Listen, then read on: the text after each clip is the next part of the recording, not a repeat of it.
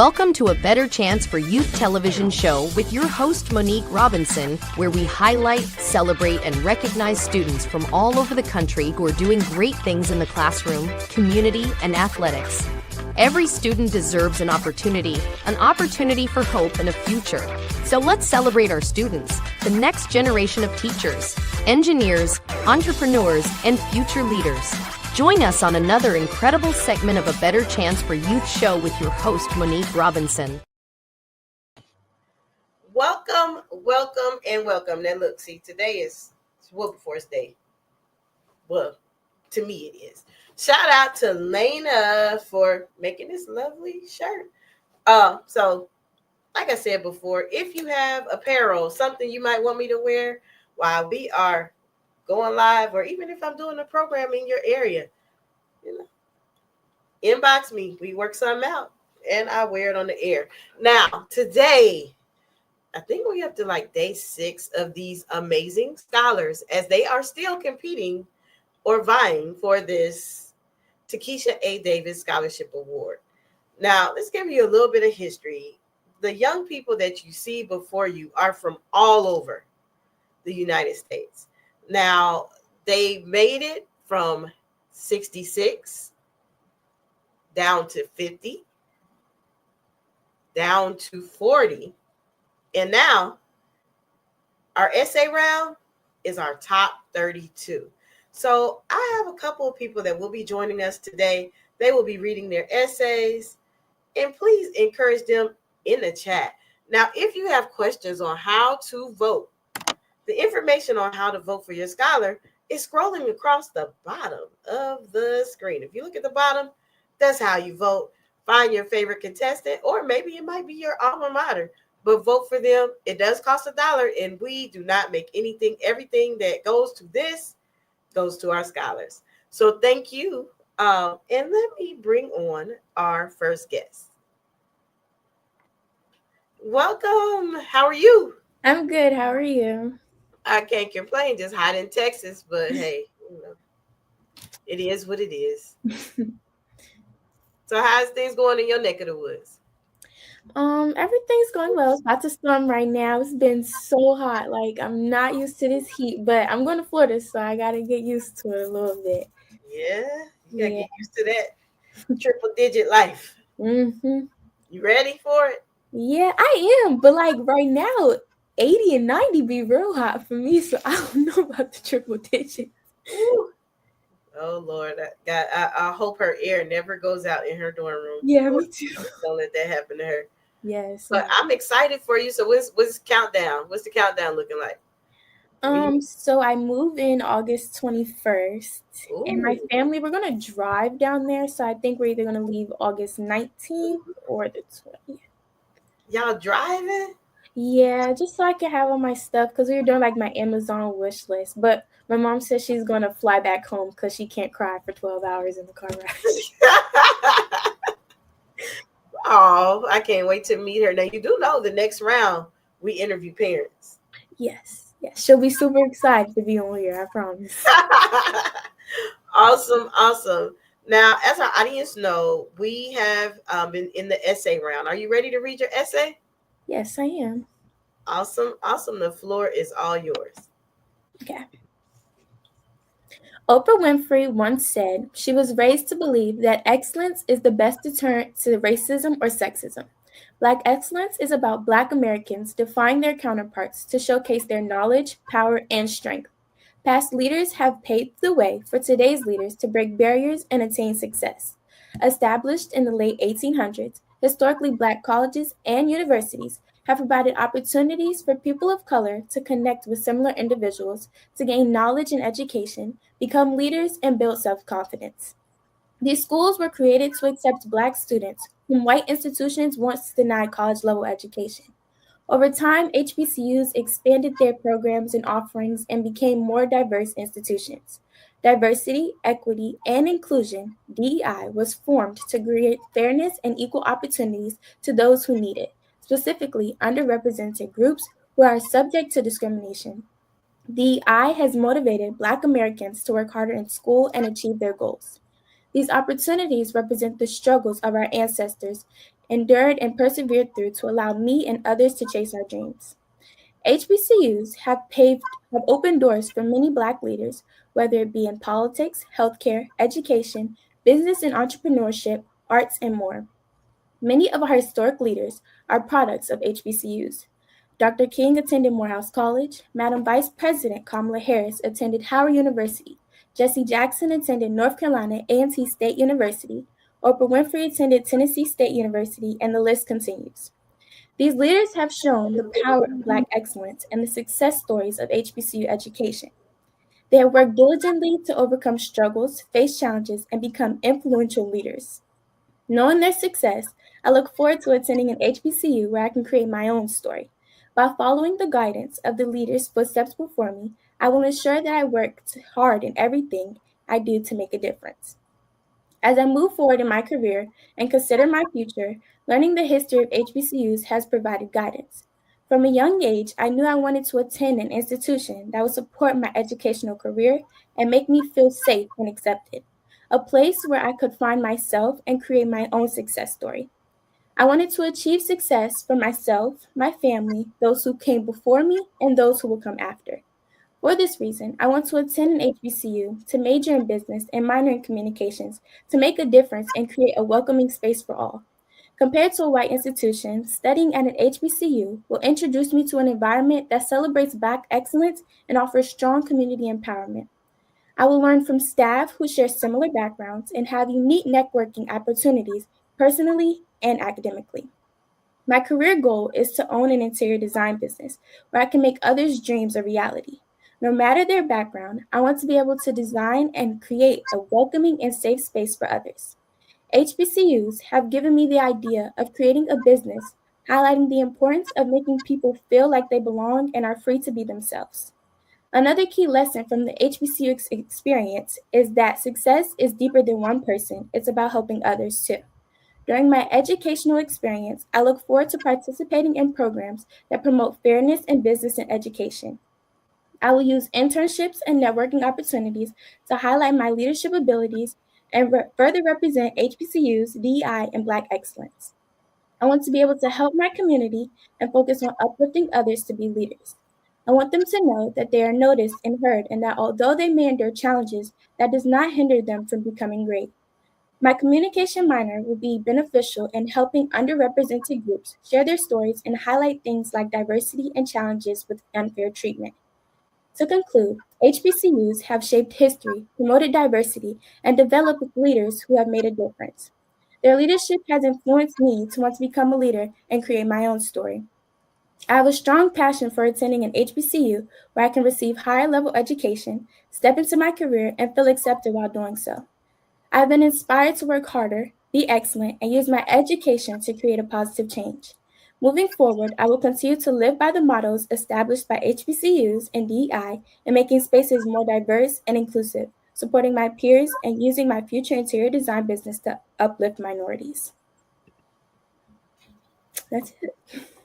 Awesome. Well, thank you for coming by and sharing that with us. Guys, you know how it goes. You want her to stay in, you got to vote. But why should they vote for you? Because the scholarship journey for me has not been the easiest. I've been applying to many scholarships, receiving so many rejections. So I'm honestly so grateful for this opportunity. And, I would really be blessed to move to the next round and hopefully get this scholarship. So vote for me, guys. And I'm going to FAMU. Let's go Rattlers. Awesome. Well, hey, I'm keeping my fingers crossed to get to round 3. She got to be top 20. And I think she's usually in the top 10 most of the time. Oh, so if, again, you need to know how to vote, it's scrolling across the bottom of the screen. So find her name, find her school, and it does cost $1, but we're not making anything. It goes directly to our scholars. Celebrate the excellence of HBCUs with the HBCU Trivia Game. This board game provides an exciting and educational way to learn about notable alumni, historical events, sports news, and more. This trivia game is sure to be a hit and perfect for college-bound youth, alumni, and the entire family. Don't miss out on this opportunity to support, educate, and entertain Get the HBCU Trivia Game today. Go to HBCUTriviaGame.net to order. Welcome back. Welcome back. Now, I have had the most amazing time getting to know some of the brightest young people in the world as they are vying for this scholarship, the Takisha A. Davis Scholarship Award. So I'm joined with 3 new faces today that have made it to round 2. Now, you got to give these young people a hand because they made it from top 66 to top 50, top 40, and now top 32. So get them a hand clap. I'm proud of them. So now, if you're interested in voting for our young people, the information is scrolling on the bottom of the screen. Now, also, if you are an alum and you see your school, show up and show out for our young people. So, guys, are y'all ready? We at the essay round. Y'all ready for that? Yes, ma'am. All right. So look, the essay round is a little bit different than before. You're going to read your essay, and then after you read, each person read, I'm going to remove myself so that you can have a meeting of the minds as young people. I love it. Healthy conversation. Because you all's topic is so impactful, we wanted to add that as part of the competition. So who's up first? I'll go first. Awesome. Go ahead. Floor is yours. Hello. My name is Alicia Kadiri, and I'm an information freshman at University. I'm from Dallas, Texas, and I'm majoring in biochemistry. So I'll now begin to read my essay. HBCUs have a track record of creating Black leaders in every field, but are unparalleled in making Black doctors. Coined the HBCU Medical School Effect by Tanea Searles from the HBCU Career Center, it is a term to describe the phenomenon of how HBCUs play a major role in increasing the number of Black medical students and healthcare professionals. Additionally, the prestige and excellence of such institutions invites nothing but academic rigor that should be met with equal academic ambition. They strive to see young Black men and women across the finish line. HBCUs are able to hold pre-med scholars to the required standard, but unlike PWIs, they gave us the tools and support to reach it. As a young Black woman aspiring to become an orthopedic surgeon, I'm grateful to count myself among these future scholars. To mold myself into an exemplary student for the cause, I've completed over 400 plus service hours during high school, specifically targeting Black and Latino populations in my community. I've also exposed myself to the STEM field. I've won my school's top scientist award for being the best scientist in my cohort year, joined their STEM club, attended our local community college's nurse camp during the summer, and was selected as a recipient for the COVID Class C scholarship in 2024 for mobile app development. Being someone who's experienced being ostracized by their peers because of differing interests and goals, I know communication can be facilitated with warmth and understanding between parties involved. In modern times, many people face communication barriers that arise from different issues like speech impediments, language barriers, and autism. In my experience, everyone benefits from compassionate conversations because it makes them feel seen and heard, making it easier to form genuine connections. This is another facet of DEI's mission, making it easier for people to have a seat at the table. Given my background being a team manager for my school's track team, being VP secretary for my grade in the National Charity League, and being a Spanish translator for local philanthropies like Baby Booty's Diaper Bank, I understand communication is best facilitated in a common space, letting everyone participate free of judgment. And with my experience in the Pearls and Ivy Foundation, I also know that Spaces where Black Excellence Thrives operates with this principle at the forefront. I also know, and with being awarded my cross-country team's Most Supportive Athlete Award, I've learned that people are best at communication in spaces that they feel uplifted in. Therefore, once I've settled on my HBCU's campus, I will create a forum that newer and lonelier students can use to find other students with similar interests. This can help them gain exposure, knowledge, and familiarity with the school and student population while remedying issues of social anxiety and giving more control to befriend and network with their peers. As HBCUs have done for the longest time, it'll encourage our community to step out of their social comfort zone, but on their own terms. My former school awarded me the Global Neighbor Award for my cross-cultural demonstrations of empathy towards my community, one of the main goals of DEI. This has inspired me to take the attribute further in volunteering with other local organizations like Meals on Wheels, McKinney Little Free Pantry, and Community Garden Kitchen, helping combat food insecurity in communities of color.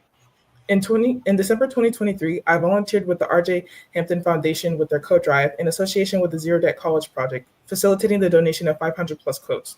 A major issue for both the Community Garden Kitchen and the coat drive is that most of our community seeking help only speak Spanish, requiring volunteers who can translate. I serve as one of the only few able to, making distribution of materials easier.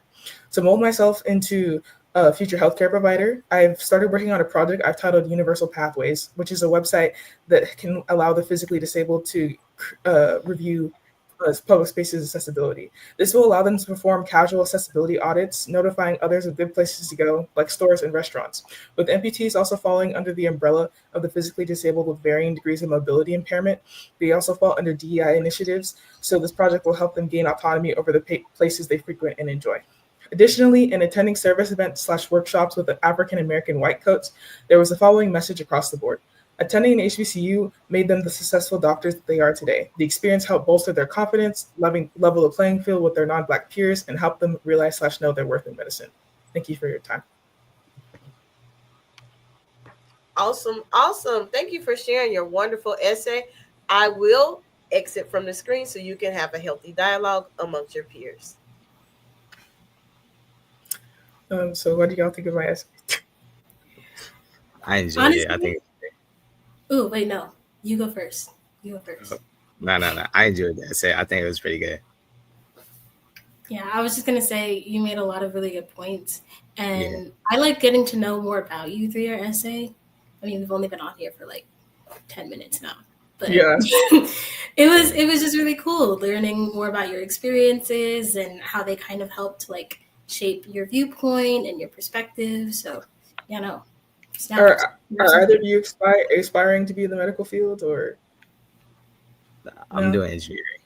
Oh, I wanted to do engineering. Okay. That was my second career option. Nice. Okay. What type of engineering? Architecture. Okay. What about you, Morgan? I'm majoring in English. I think I wanted to be a doctor when I was like 5, and then I really quickly realized that wasn't gonna work out for me. But no, like honestly, you have my support. Thank you. I would hire you as my doctor. I'm gonna be so honest. Thank you. Mm-hmm.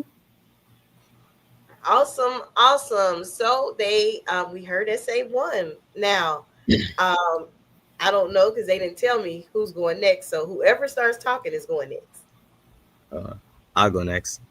Awesome. All right. I'm Devron Gooding from New York. I go to Archbishop Malloy High School, and I'm going to attend North Carolina A&T this fall for my essay. HBCUs have always been more than educational institutions. They are safe havens, cultural pillars, and breeding grounds for Black excellence. At a time when African Americans were systematically excluded from higher education, HBCUs emerged as beacons of hope and opportunity. Through decades of social and political change, HBCUs have championed diversity, equity, and inclusion, DEI. Long before both terms became national priorities, they have cultivated generations of leaders who not only excel academically, but also uplift their communities. This legacy doesn't just inspire me, it also challenged me to work harder, lead boldly, and continue the mission with purpose. As a young Black male pursuing a career in architectural engineering, I'm fully aware of the spaces where we're underrepresented. Walking into STEM classrooms and being one of the few students of color isn't new to me. It's been part of my reality. But instead of discouraging me, it's fueled me. I see education as not just a personal goal, but as a responsibility to those who have come before me and those who are coming after. The legacy of HBCUs remind me that my presence in these rooms is a form of resistance and resilience. It's about more than getting a degree. It's about setting a precedent. Growing up in NYC, I was constantly surrounded by diversity. I also saw firsthand how inequity affects communities differently. Through my involvement with the I'm Green Club, I participated in environmental cleanups and that opened my eyes to how often low-income neighborhoods face the worst environmental hazards. In addition, I've worked with organizations that provide food and clothing to the homeless, reinforcing my understanding of how access to basic resources like shelters and nourishment is deeply connected to equity. These experiences showed me that DEI work is not limited to a classroom or boardroom. It's on the ground in our communities and requires constant attention and care. What makes HBCUs unique is not just their historical significance, but the community they build. HBCUs create space where Black students can thrive without needing to code switch or shrink themselves. They foster pride and identity, culture and achievement. This sense of belonging is power, and it's something I want to help preserve and pass on. By choosing to attend the HBCU, I'm choosing to learn in a space that honors my heritage and equips me to serve others with that knowledge. In college, I plan to get involved with student organizations that focus on mentorship, sustainability, and outreach. I want to mentor young students, especially those from underserved backgrounds, and help them navigate their academic paths. I also hope to use my background in architectural engineering to work on projects that address community development and environmental justice, whether it's designing sustainable housing or public spaces that serve marginalized communities. I want my career to reflect my values. Promoting DEI isn't a one-time effort, it's a lifetime mission. And that means speaking up when I see injustice, creating opportunities for others, and also remembering the shoulders I stand on. I'm committed to amplifying the voices of those who are often ignored and ensuring that everyone has the opportunity to succeed, regardless of their race, gender, or background. The legacy of HBCUs is one of excellence, resistance, and empowerment. It's a story I want to be part of, not just as a student, but as a contributor. I will uphold the legacy by working hard, leading with empathy, and giving back, because the HBCUs remind me that I belong. And because of that belief, I am determined to help others know they belong too. Thank you. Awesome. So we have heard another wonderful essay, and you all know that I will exit so that our young people can have a discussion amongst their peers. So I would like to say that I really enjoyed like what you said about like the fact that it sets a precedent, both like in your attendance and in the fact that the HBCUs set a standard. I also I feel like given the fact that like you're studying architectural engineering, like that was obviously like something in the STEM field, which is like definitely a place where people of color, especially Black people, are underrepresented. In terms of, I feel like you could really use your degree to do things in terms of environmental justice, specifically when it comes to making sure that you build housing and whatnot for communities of color that are more disadvantaged. In my school, actually in my design class, we did study that. And one of the things is that Black people tend to end up like sicker over time because of the fact that the type of housing we live in is, I guess, kind of out of regulation at this point and unsustainable. So I really think that with your degree, you'd be able to help combat issues like that. So thank you. Yeah, no, I really liked your essay. Especially agree with your sentiments and the points that you made. One thing that really stood out to me, which you said toward the end, was how you wanted to be part of the legacy, being like both the history following HBCUs and also being part of a legacy of just general DEI, which is kind of something that I've been arguing for a couple years now, but I think it's just nice to see it in a different field because I want that same energy. I want to take that same energy into the literary world because I feel like there's just as little like diversity, equity, and inclusion in terms of the media that we consume. So I really appreciate you and everything that you wrote is what I'm trying to say. And also I agree with you 100%. Thank you. Awesome. I love the dialogue that you all are having. It's so natural and it's just flowing. We do have one more. Are you ready, ma'am? Yes, I am. My name is Morgan Miller. I'm a graduated senior who will be attending Spelman College in the upcoming fall semester. I'm from Atlanta, Georgia. I went to the Westminster schools, and I hope you all enjoy my essay. Historically Black colleges and universities hold a significant place in the 21st century, not only due to their historical importance, but also because of their experiences and sense of community that they provide. My personal connection to HBCUs runs deep, as both my paternal grandparents and parents attended these institutions. The stories they shared with me have profoundly influenced my decision to apply to multiple HBCUs, and it is my hope to continue this legacy. My mother, in particular, has been a passionate advocate for HBCUs, and her influence has shaped my vision of higher education. As I embarked on the college application process, I realized that my primary goal was to find a school that would love me back. I sought out HBCUs as my preferred institutions because I knew that they would be welcoming spaces that included me and provided the opportunity to thrive. The unique environments fostered by HBCUs offer a sense of belonging that is essential, especially for Black and Brown students navigating higher education in today's political climate. In a world where systemic racism and discrimination still persist, it is imperative that Black and Brown children have safe spaces to continue their education without the fear of hatred in their classrooms and on their college campuses. Throughout my middle and high school years, I attended a predominantly white private school in Atlanta.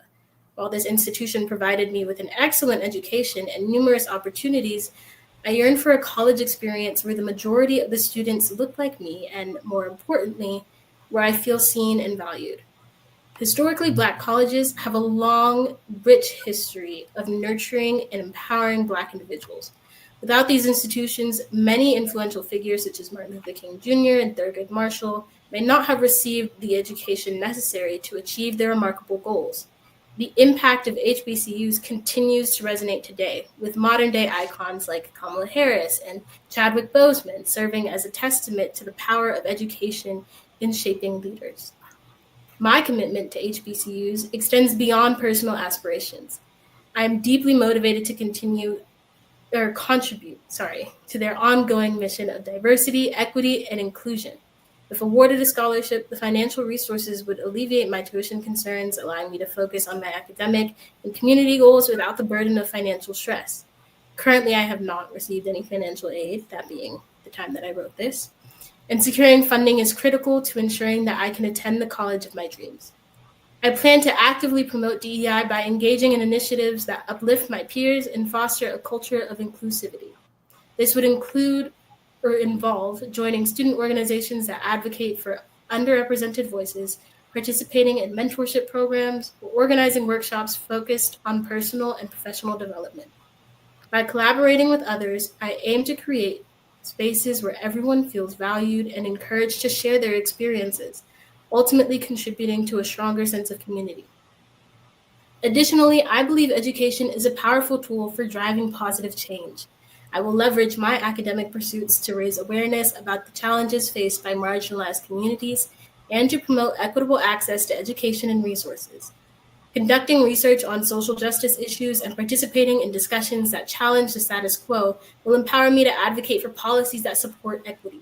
By equipping myself with knowledge and skills, I can contribute to meaningful dialogue and action that aligns with the mission of HBCUs. In conclusion, the legacy of historically Black colleges and universities inspires me to pursue my academic and professional aspirations with dedication and purpose. As I work towards my goals, I am committed to upholding and advancing the mission of HBCUs by promoting DEI, uplifting my peers, and driving positive change in my community.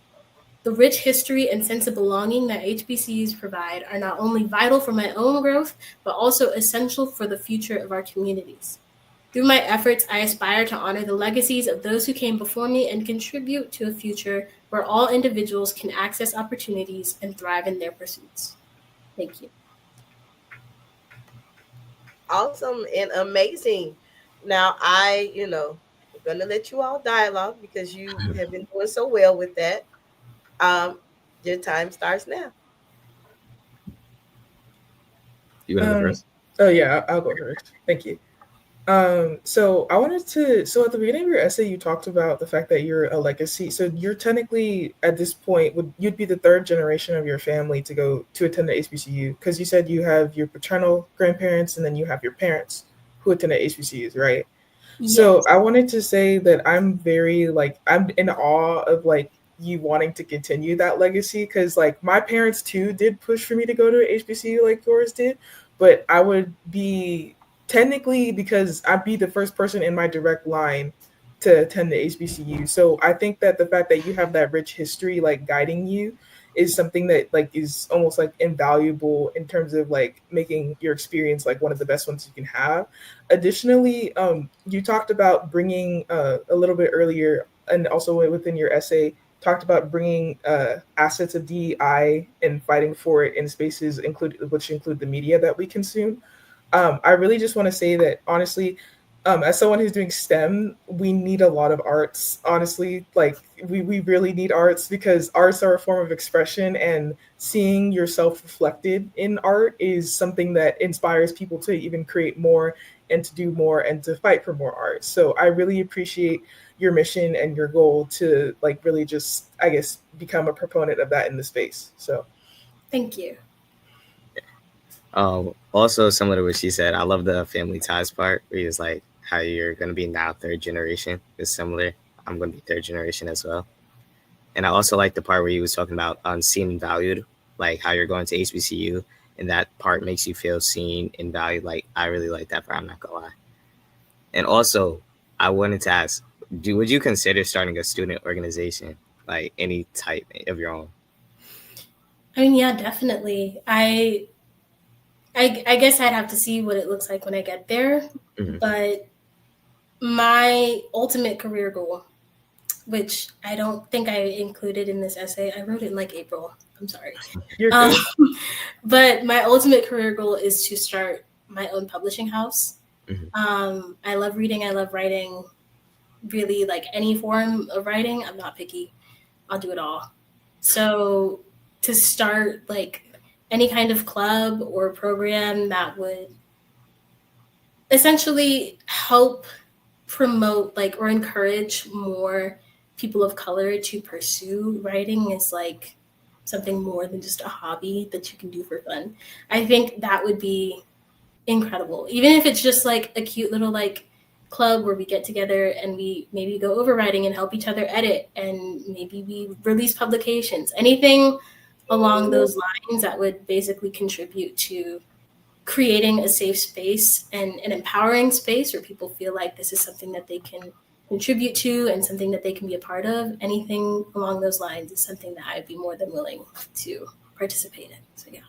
I'm gonna have to come to you then because I'm writing a book, and you said you're doing a publishing house. Like, I'm gonna publish myself. Like, no, seriously, there are so many. You just have to look hard enough.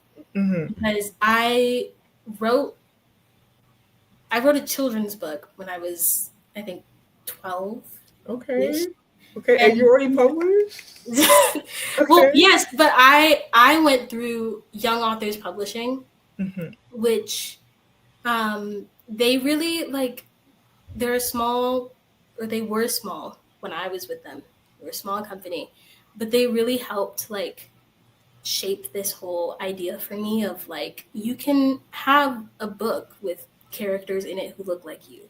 You can have a book written by an author who looks like you. Like, you can have books, movies, stories, any form of media, and it can be created for someone who looks like you. Like, there's more than enough opportunity to branch out and help basically contribute to just opening up the space. So I think, honestly, if that's something you want to do, you have my full support. Go get it, girl. Like, thank you. Because we need it. We need it, you know? Representation absolutely matters. And representation in any form. Like, it's okay to say that and to stick by it, but it looks different to different people. Devon, I think, is your name. Am I getting that right? Yeah. For you, that looks like, you know, pursuing STEM and making sure that like your voice and people of your background are represented in your major and ultimately in your career. For me, it looks different.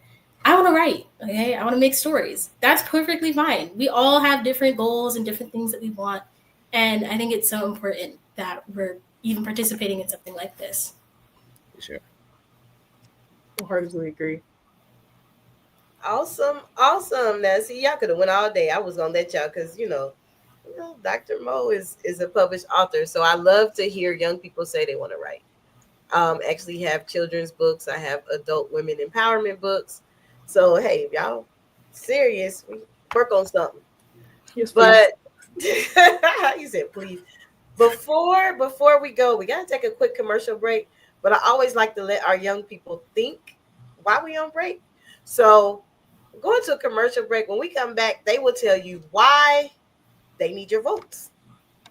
Are you interested in attending an historically black college or university? Hello, my name is Robert Mason. I'm president and founder of the Common Black College application. Our application allows students to apply to over 50 historically black colleges and universities at the same time for only $20. HBCU graduates have been some of the most renowned individuals in their respective fields since the late 1800s. In addition to that, our faculty and staff are truly committed to your success, and they have a vested interest in seeing that you do well. That, coupled with the academic rigor and the fact that you will establish lifelong relationships, are just some of the many benefits of your attending an historically black college or university. So if you're interested in completing the Common Black College app, visit our website at commonblackcollegeapp.com to apply now. Thank you, and get educated.